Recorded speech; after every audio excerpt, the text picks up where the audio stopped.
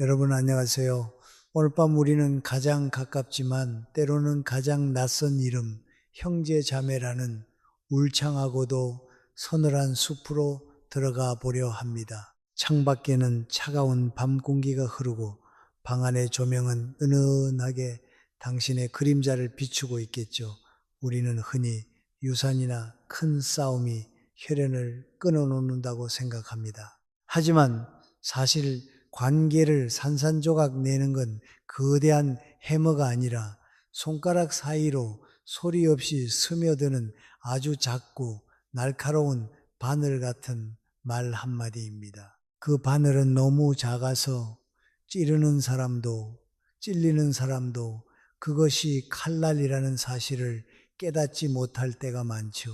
어쩌면 당신의 가족 관계도 이미 그 바늘에 여러 번 찔려 속으로 피를 흘리고 있지만 당신만 우리는 사이가 좋다며 애써 눈을 감고 있을지도 모릅니다. 아니, 어쩌면 그 관계는 이미 속에서부터 썩어 들어가 더 이상 살아남지 못할 수도 있습니다. 그러니 편안히 자리 잡기 전에 잠시 시간을 내어 좋아요와 구독을 눌러주세요. 물론 제가 여기서 하는 작업이 정말 마음에 드실 때만요. 지금 이 방송을 듣고 계신 곳이 어디인지, 그리고 그곳은 지금 몇 시인지 댓글로 남겨주시겠어요. 저는 가끔 새벽 3시의 고요함 속에 누군가와 연결되어 있다는 감각이 참 신비롭더라고요.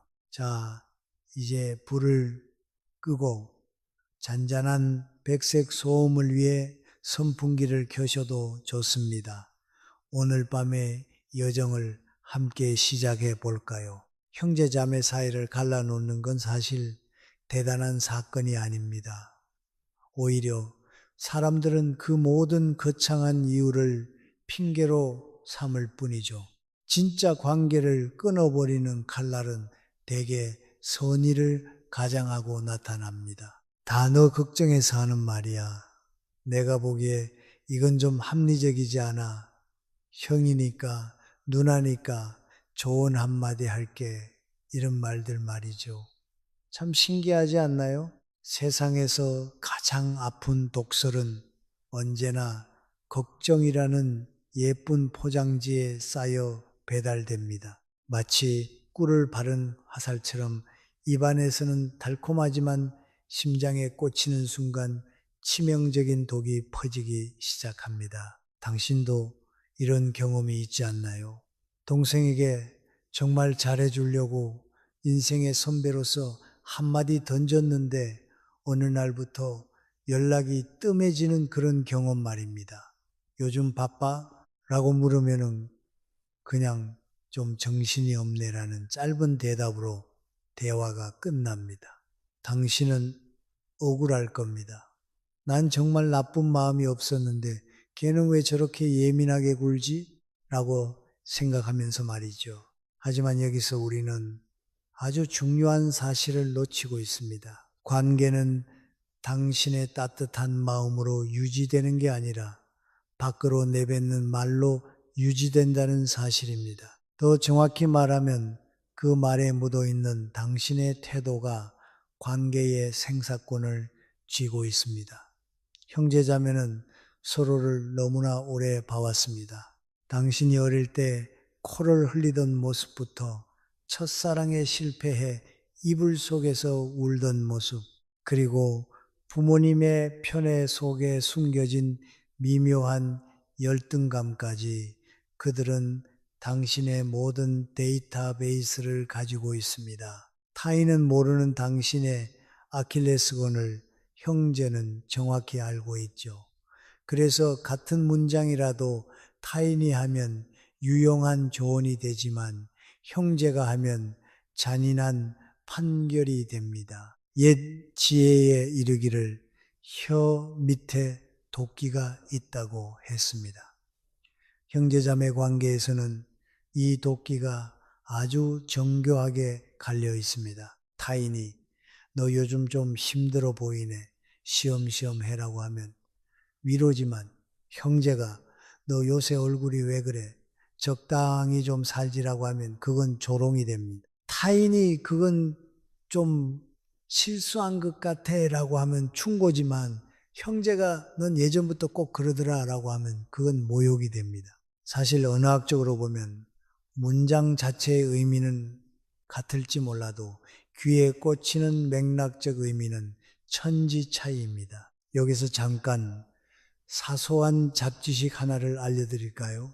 우리 뇌에는 편도체라는 감정센터가 있는데 연구에 따르면 우리가 타인의 목소리보다 가족, 특히 형제 자매의 목소리를 들을 때 이 편도체가 훨씬 더 예민하고 강력하게 반응한다고 합니다. 유전적으로 가까운 이들의 목소리는 논리적인 판단을 담당하는 전두엽을 거치기 전에 감정의 뇌를 먼저 타격하는 셈이죠.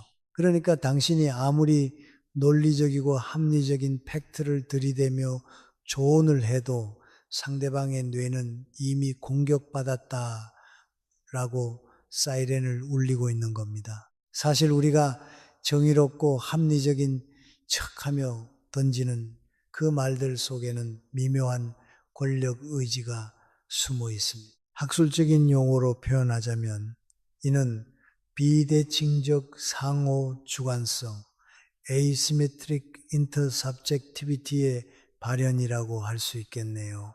쉽게 말해 상대방을 나와 대등한 주체로 보는 게 아니라 내가 가르쳐야 할 대상 혹은 나보다 부족한 존재로 규정하고 대화를 시작한다는 뜻입니다. 내가 너보다 세상을 더 많이 살아봐서 아는데 라는 전제 자체가 이미 상대의 존엄성을 야금야금 갉아먹는 행위인 거죠.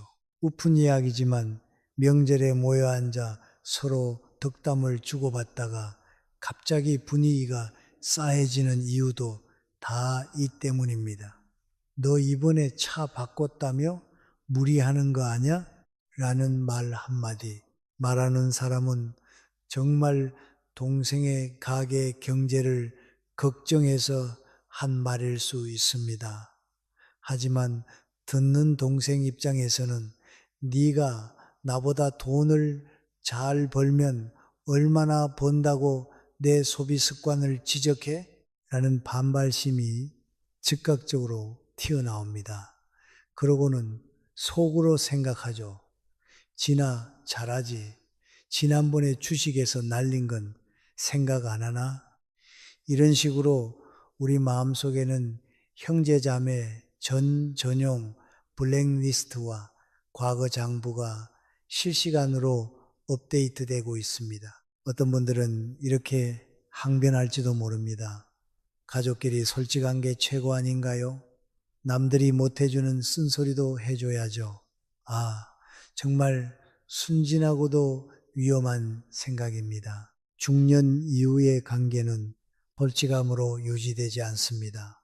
오히려 적당한 거리감과 예의라는 외피가 관계를 보호합니다. 솔직히 말해서 로 시작하는 문장이 치유를 가져오는 경우는 거의 없습니다. 그건 대개 상대방의 방어막을 강제로 찢어버리겠다는 선전포고와 다름없으니까요. 형제자매는 단순한 인간관계가 아닙니다. 그건 평생에 걸친 비교와 경쟁, 그리고 부모의 사랑을 쟁탈하기 위해 벌였던 소리 없는 전쟁의 기록입니다. 겉으로는 웃으며 밥을 먹고 있어도 무의식 깊은 곳에서는 누가 더 인정받았는가, 누가 더 희생했는가를 따지는 정교한 계산기가 돌아가고 있습니다. 그런데 그 관계에 대고 너는 원래 그렇잖아 라는 식으로 낙인을 찍어버리면 상대방은 이제 당신을 가족이 아니라 자신의 삶을 위협하는 이해 관계자로 인식하게 됩니다. 부모님이 세상을 떠나신 뒤에는 이 현상이 더욱 심화됩니다.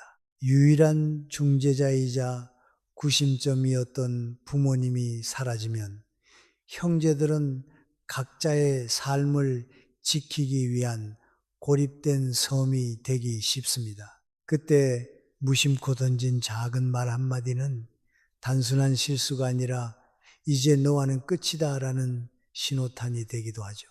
상처받은 사람은 구구절절 설명하지 않습니다. 그냥 연락의 빈도를 줄이고 명절에 핑계를 대고 나타나지 않으며 아주 천천히 당신의 인생에서 퇴장합니다. 당신은 여전히 내가 뭘 잘못했어? 라고 묻겠지만 답은 이미 그가 닫아버린 문 너머에 있습니다. 오늘 밤 우리는 그 닫힌 문을 여는 대신 우리가 왜 그 문을 닫게 만들었는지 그 근본적인 원인을 하나씩 파헤쳐 볼 것입니다. 당신이 믿어 의심치 않았던 그 선의의 실체를 말이죠. 우리의 마음속에는 유통기한이 없는 아주 오래된 장부가 하나씩 들어 있습니다. 그 장부는 우리가 아주 어릴 때 부모님의 따뜻한 시선을 누가 더 많이 차지하느냐를 두고 다투던 그 시절부터 기록되기 시작했죠. 누나는 늘 좋은 것만 가졌잖아. 너는 막내라고 항상 용서받았지. 이런 사소한 원망들이 한 줄 한 줄 빼곡히 적혀 있습니다. 참 웃기지 않나요? 이제 우리는 다 자란 성인이고 사회에서는 나름대로 존경받는 위치에 있을지도 모르는데 형제 자매 앞에만 서면 그 장부를 슬쩍 꺼내던 10살짜리 꼬마로 돌아가 버리곤 합니다. 학술적으로 이를 심리적 퇴행, psychological regression이라 부르기도 하는데요. 특히 가족이라는 가장 원초적인 집단 안에서 우리는 성숙한 자아를 잠시 내려놓고 과거의 결핍을 보상받으려는 본능에 휘말리기 쉽습니다. 이 장부는 평소에는 서랍 깊숙이 숨겨져 있어 보이지 않습니다. 하지만 50대 이후 우리 삶의 중반을 넘어서면서 이 장부의 무게는 급격히 무거워집니다. 왜 그럴까요? 젊을 때는 앞만 보고 달리느라 바빴습니다. 내 가정을 꾸리고 아이들을 키우고 사회적 성공을 향해 돌진하느라 형제와의 서운함 따위는 뒤로 미뤄둘 여유가 있었죠. 하지만 어느덧 자식들이 독립하고 직장에서의 직위도 한풀 꺾이며 몸 여기저기가 아파오기 시작하면 우리는 본능적으로 안식처를 찾게 됩니다. 그리고 그 안식처의 마지막 보루로 형제 자매를 떠올리죠. 그런데 아이러니하게도 바로 그 지점에서 비극이 시작됩니다. 기대가 크면 실망도 큰 법이니까요. 중년의 마음은 유리처럼 약해져서 깨지는 게 아닙니다. 오히려 강철처럼 너무 단단해져서 부러지는 것에 가깝습니다. 평생을 버텨온 자존심, 거친 세상에서 나를 지켜낸 생존 본능, 그리고 이제는 더 이상 무시당하며 살지 않겠다는 강한 경계심이 우리를 둘러싸고 있죠. 특히 50세가 넘어가면 남의 인정보다는 나의 체면이 생명보다 소중해집니다. 내가 밖에서도 이런 소리는 안 듣는데 명색이 내 형제라는 사람이 나를 이렇게 취급해? 라는 생각이 드는 순간 마음의 문은 덜컥 잠겨 버립니다. 젊을 때처럼 소주 한 잔 마시고 미안하다 한마디로 풀리던 시절은 지났습니다. 이제는 한번 무시당했다고 느끼면 그게 평생의 낙인으로 남게 되는 거죠. 여기서 재미있는 잡지식 하나를 전해드릴게요. 심리학계의 흥미로운 연구 중 기억의 왜곡에 관한 데이터가 있습니다. 형제 자매가 같은 사건을 기억할 때 80% 이상의 확률로 자신이 더 희생했거나 더 손해를 보았다고 기억한다는 사실이죠.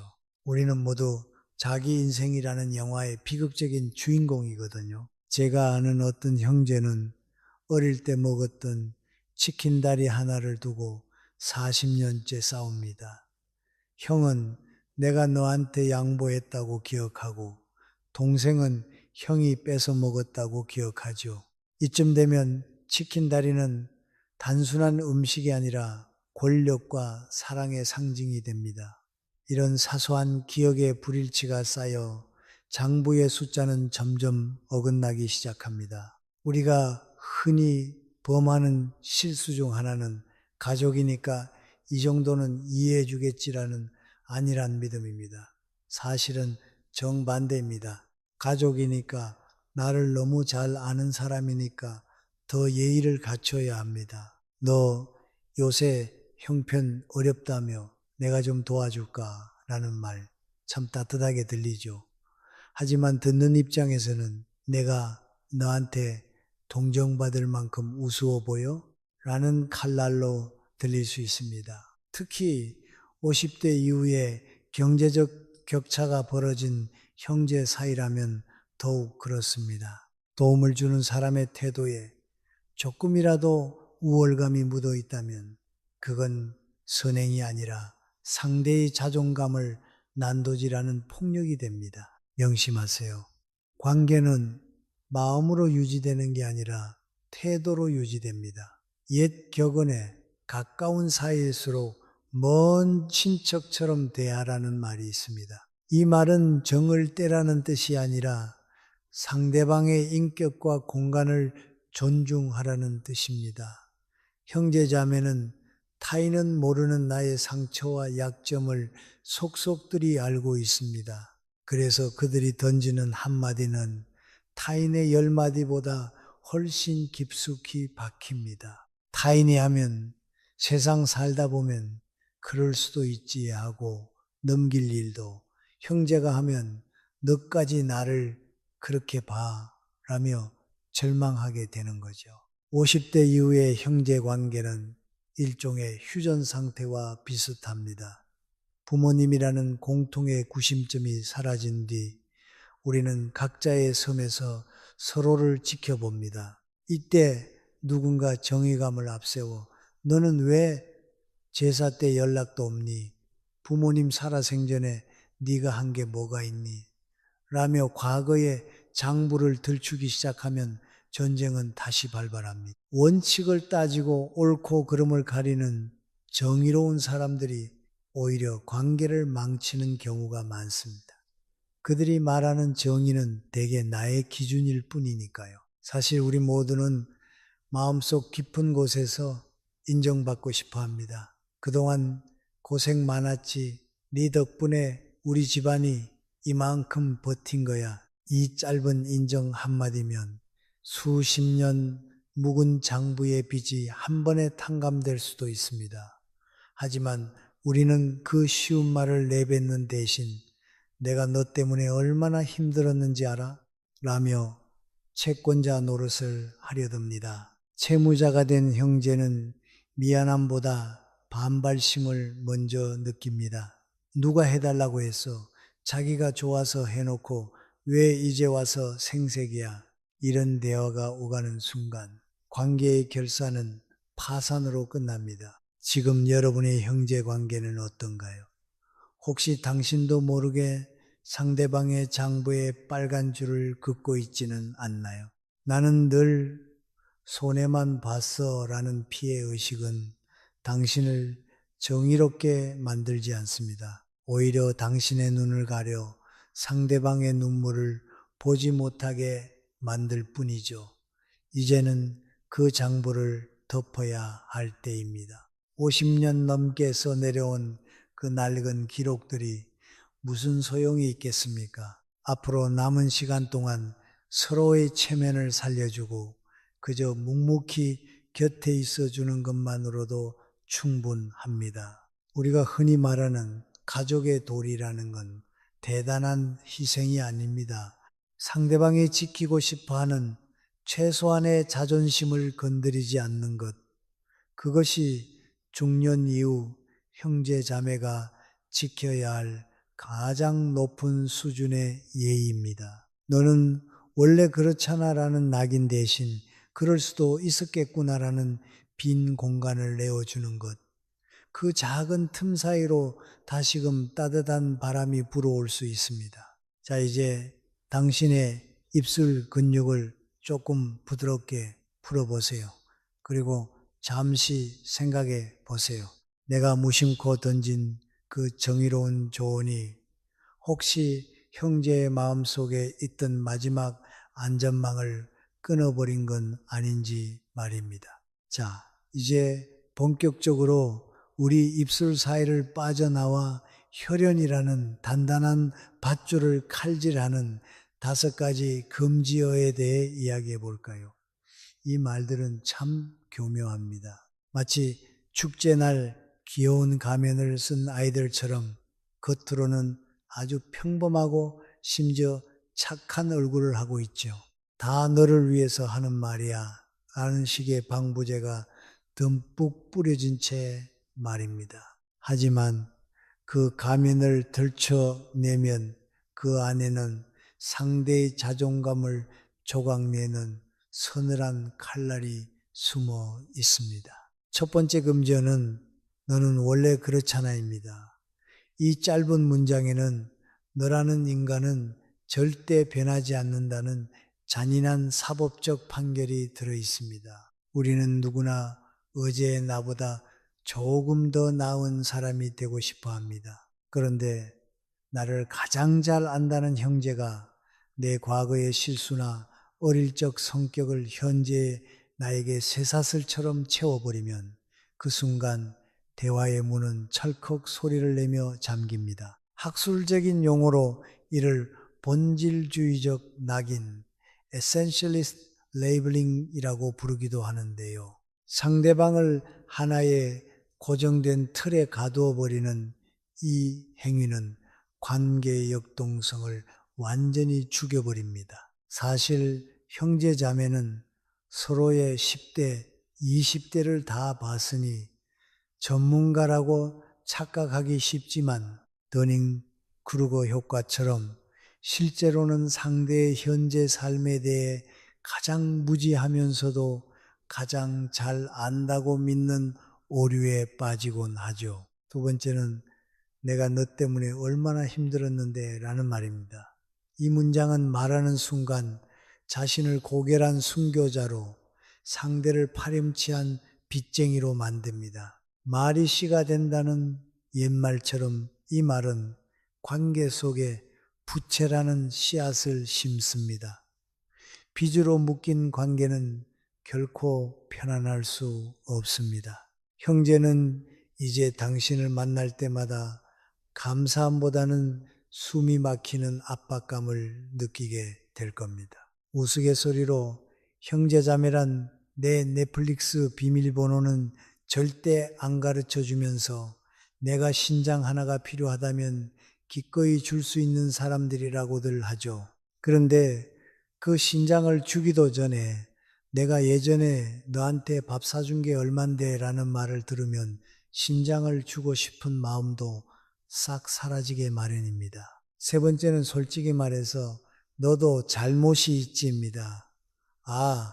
이 솔직함이라는 단어는 얼마나 편리한 무기인가요? 보통 누군가 대화 중에 솔직히 말해서 라고 운을 떼면 저는 본능적으로 탈출구를 찾습니다. 그 뒤에 나올 말이 전혀 솔직하지도 유익하지도 않을 거라는 걸 경험으로 알기 때문이죠. 이 말은 나는 공정한 판사이며 너는 유죄라는 오만한 선언입니다. 특히 형제 사이에서 이런 식의 비판은 언어적 미세 공격, 미크로 아그레션으로 작동하여 상대방의 방어 기제를 즉각적으로 활성화합니다. 너도 잘못이 있다는 말은 사실을 적시하는 게 아니라 상대의 아픔에 소금을 뿌리는 행위입니다. 50대 이후의 관계에서 필요한 건 날카로운 지적이 아니라 그저 젖은 어깨를 닦아줄 수 있는 넉넉한 수건 한 장입니다. 네 번째는 돈 얘기는 정확히 해야지라는 말입니다. 물론 돈 계산은 정확해야 합니다. 하지만 문제는 타이밍과 태도입니다. 부모님의 장례를 치른 직후나 형제가 경제적으로 휘청거릴 때 이 말을 가장 먼저 꺼낸다면 상대는 당신이 자신을 혈육이 아니라 잠재적 사기꾼으로 보고 있다고 확신하게 됩니다. 랍스터들은 서열 싸움에서 지면 뇌가 작아진다고 하는데 형제 사이에서 이런 불신의 말을 들으면 마음의 크기가 콩알만해집니다. 신뢰라는 기초공사가 없는 상태에서 절차만 따지는 대화는 결국 전쟁으로 번지기 마련이죠. 내가 너를 못 믿어서가 아니라 라는 변명은 붙이지 마세요. 그 말 자체가 이미 불신을 전제로 하고 있으니까요. 마지막 5번째는 너는 그래도 나보다 낫잖아입니다. 칭찬처럼 들리나요? 천만에요. 이건 비교라는 날카로운 칼로 상대의 고통을 무력화시키는 말입니다. 각자 짊어진 삶의 무게는 절대적으로 무거운 법인데 너는 돈이라도 많잖아. 너는 자식이라도 잘 됐잖아.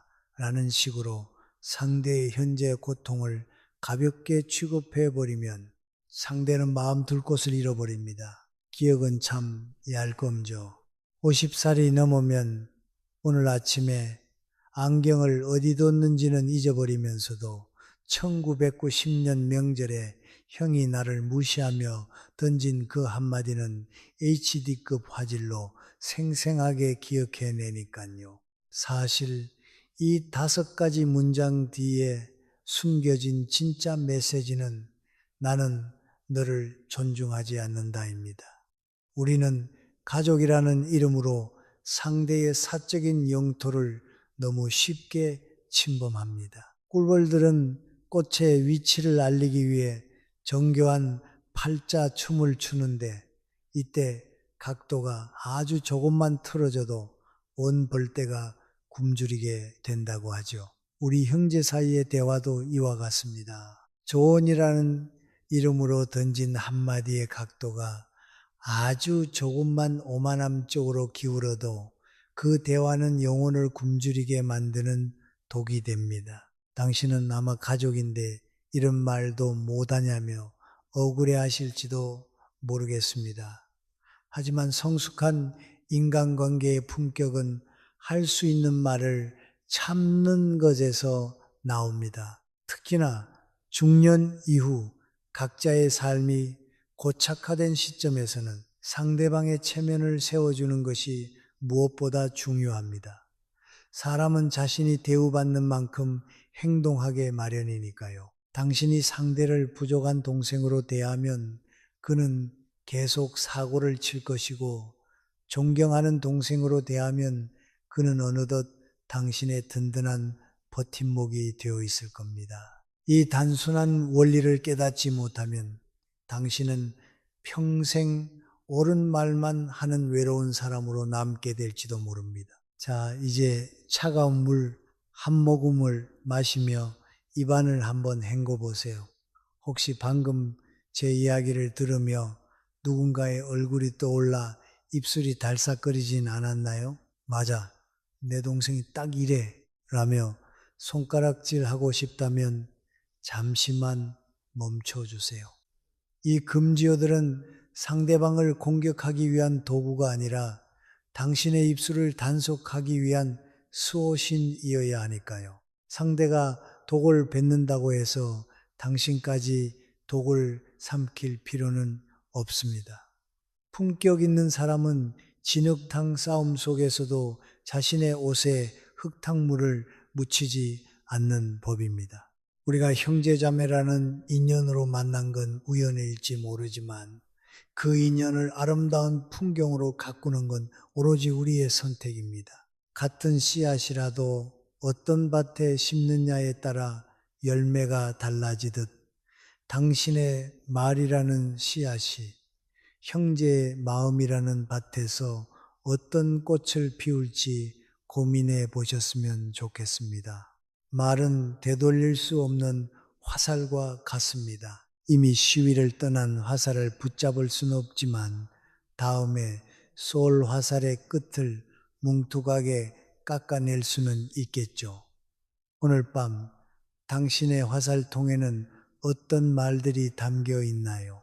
머리로는 충분히 이해가 가는데 막상 그 상황이 닥치면 몸이 먼저 반응하는 그 기분 다들 아시죠? 그래, 오늘부터는 절대 화내지 말아야지라고 다짐하며 형제와 마주 앉았는데 상대방의 입술이 살짝 비틀리는 그 특유의 표정 하나에 평정심이 와르르 무너지는 순간 말입니다. 마치 오지급 속도로 우리 뇌의 감정센터가 활성화되면서 입에서는 이미 수십 년 묵은 독설이 장전되는 거죠. 사실 50대, 60대가 되면 우리는 더 지혜롭고 느긋해질 줄 알았습니다. 하지만 역설적이게도 상처를 피하려는 방어 기제의 속도는 젊을 때보다 훨씬 더 빨라지곤 합니다. 무시당할까봐 두려워 반격하는 속도, 손해볼까봐 미리 계산하는 속도가 우리를 지배해 버리는 겁니다. 이 빠른 속도가 바로 우리가 넘어야 할 가장 거대한 적입니다. 우리가 변화를 거부하며 세우는 첫 번째 벽은 아주 고결한 이름을 하고 있습니다. 바로 정의감이죠. 나는 틀린 말을 한 적이 없어. 그저 팩트를 말했을 뿐이야.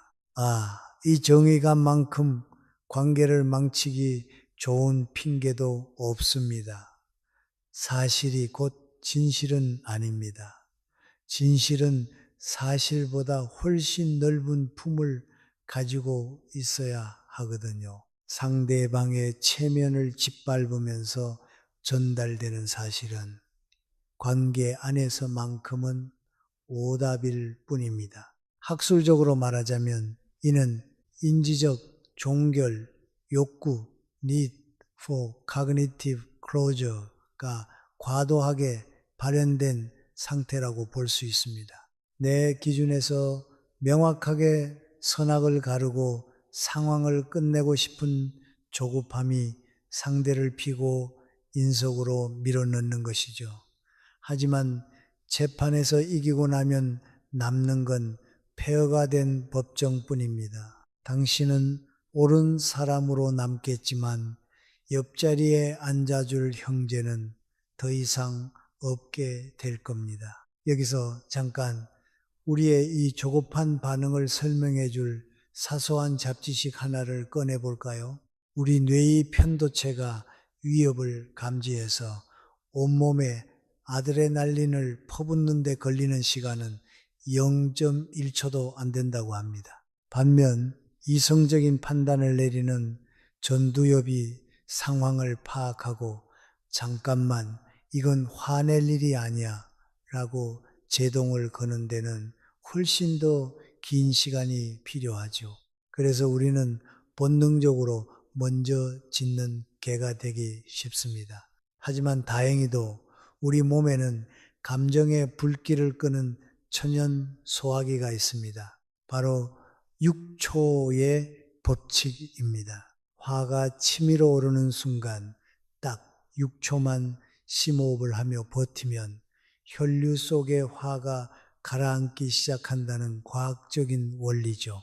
두 번째 저항의 벽은 억울함이라는 습한 감정입니다. 내가 평생 양보했는데 왜 내가 또 참아야 해? 이 생각이 드는 순간 당신은 상대방을 사랑하는 혈육이 아니라 나에게 빚을 진 채무자로 보게 됩니다. 억울함은 당신을 피해자로 포장해 주지만 동시에 당신을 가장 공격적인 사람으로 만듭니다. 억울함이 묻어있는 말은 대화가 아니라 탄식이 되어 상대의 귀를 막아버립니다. 혹시 명절에 모여서 내가 예전에 너 학비 내준 거 기억나니? 라는 말을 10년째 반복하고 계신가요? 그건 동생을 응원하는 게 아니라 동생의 현재를 과거의 채무로 묶어두려는 무의식적인 폭력일 수 있습니다. 억울함은 관계의 현장에서 정산하려 하지 마세요.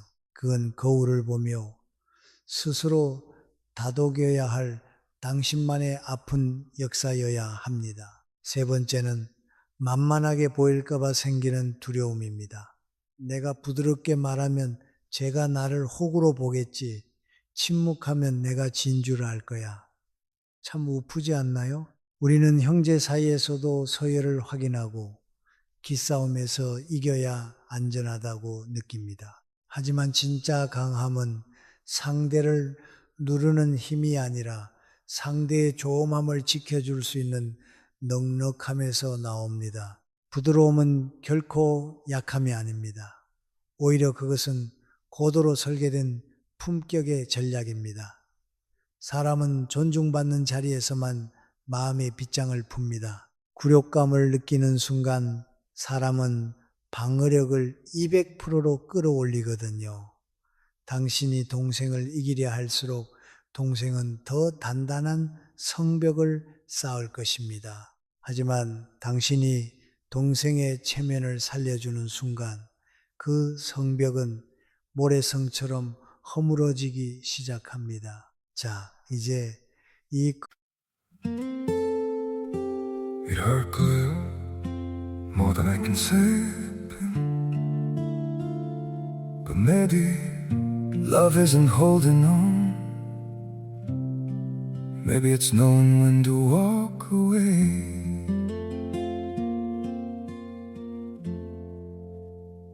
We try to hold what we're slipping through, like sand running from our hands. Every promise started losing shape. We couldn't be what we once planned. Your eyes would look right through mine, like you were already gone. We stayed too long in a fading light, trying to prove we still. It hurt good, more than I can say. But maybe love isn't holding on. Maybe it's knowing when to walk away.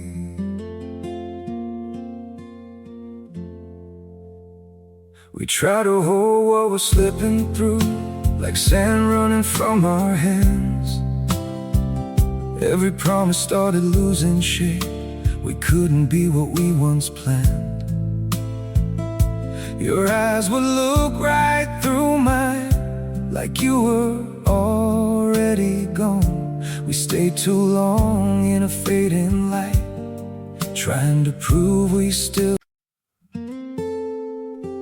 It hurt good, more than I can say. But maybe love isn't holding on.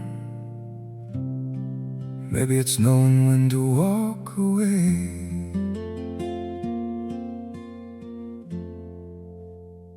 We try to hold what we're slipping through, like sand running from our hands. Every promise started losing shape. We couldn't be what we once planned. Your eyes would look right through mine, like you were already gone.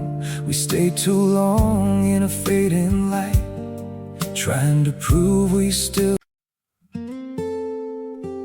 It hurt good, more than I can say.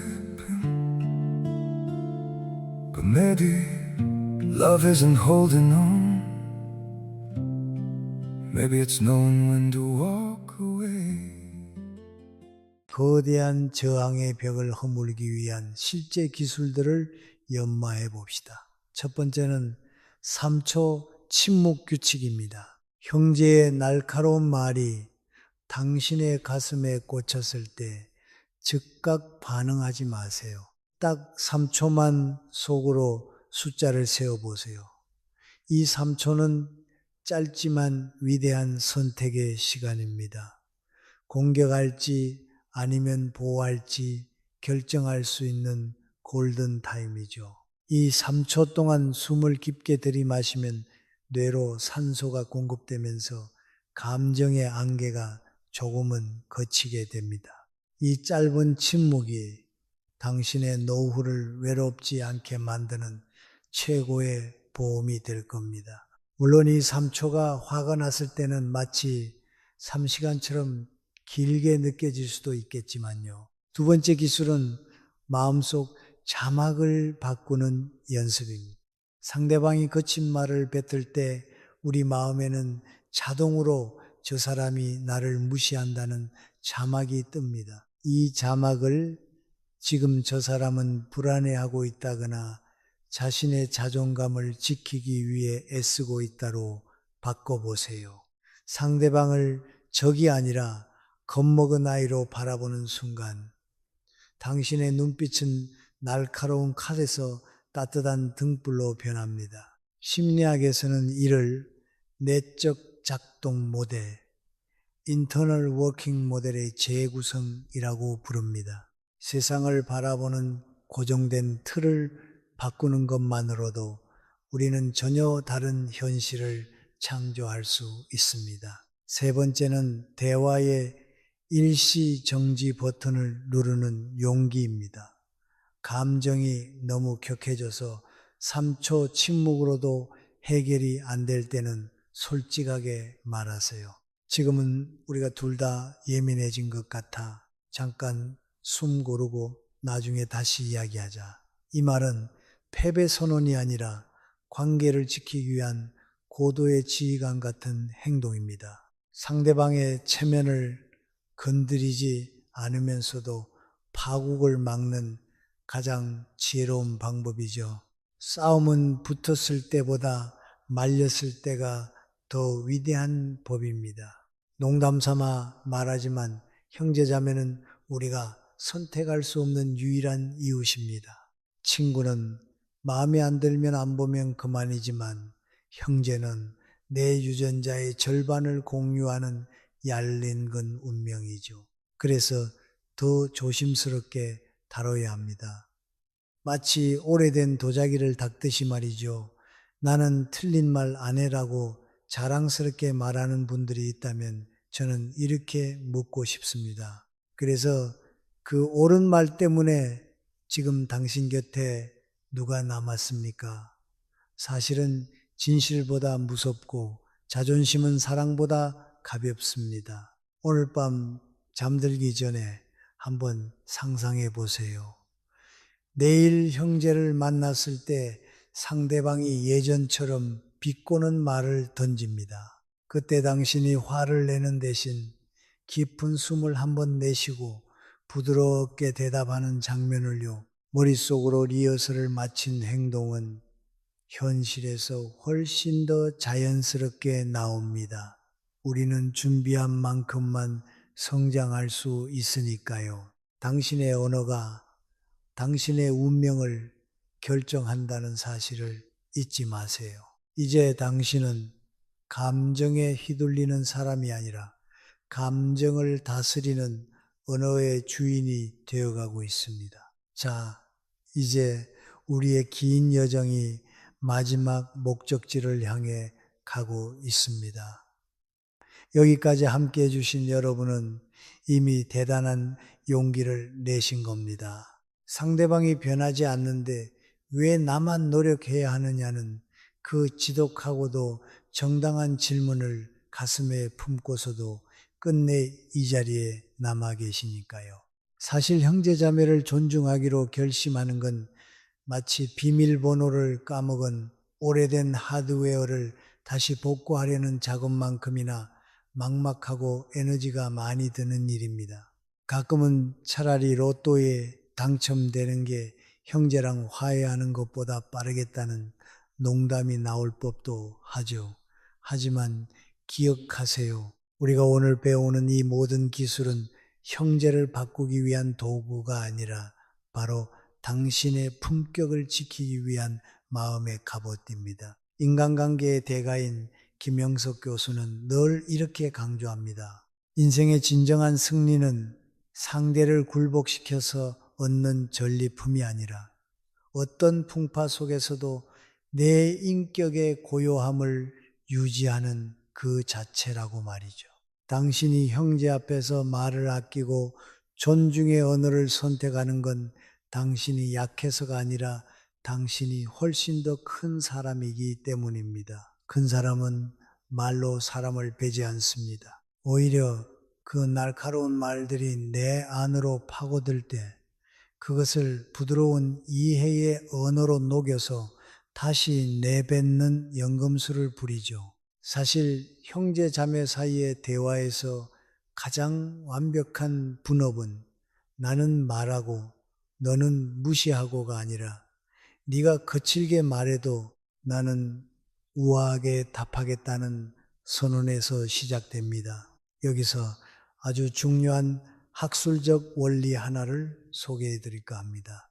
언어 철학자 폴 그라이스 바울가 제안한 협력의 원리 코오퍼레이티브 프린시플과 조프리 리치 게프리 리치는 공손성 원리 폴리트네스입니다. 우리는 대화할 때 단순히 정보를 주고받는 게 아니라 상대방의 체면을 유지해 주기 위해 고도의 심리전을 벌입니다. 특히 형제 사이에서는 관용의 경륜이 중요합니다.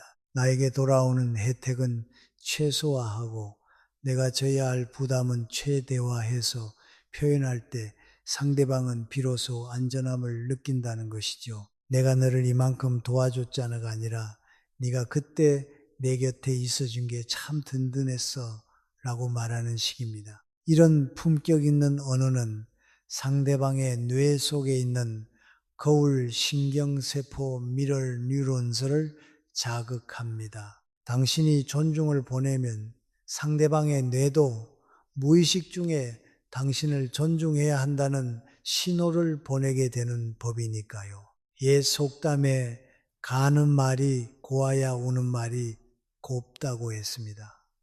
너무 뻔한 말 같지만 중년 이후의 형제 관계에서는 이보다 더 정교한 진리는 없습니다. 당신이 먼저 상대의 체면을 살려주는 다리가 되어주세요.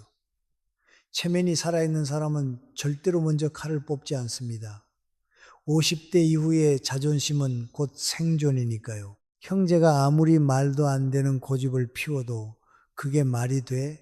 라고 쏘아붙이는 대신 너 입장에서는 그렇게 생각할 수도 있겠구나 라며 한 걸음 물러나 보세요. 그 3초의 물러남이 당신을 비겁한 패배자가 아니라 관계의 지휘관으로 만들어 줄 겁니다. 재미있는 잡지식 하나를 더해 볼까요? 우리 조상들은 형제 자매를 동기동키라고 불렀습니다. 같은 기운을 나누어 가진 존재라는 뜻이죠. 생물학적으로 봐도 형제는 부모로부터 각각 50%의 유전자를 물려받아 서로 약 50%의 유전적 유사성을 공유합니다. 이는 타인과는 비교도 할 수 없는 엄청난 연결고리죠. 그래서 우리가 형제를 비난하는 건 사실 내 몸의 절반을 부정하는 것과 같습니다. 형제를 향해 뱉은 독한 말은 부메랑처럼 돌아와 내 마음의 절반을 멍들게 하죠.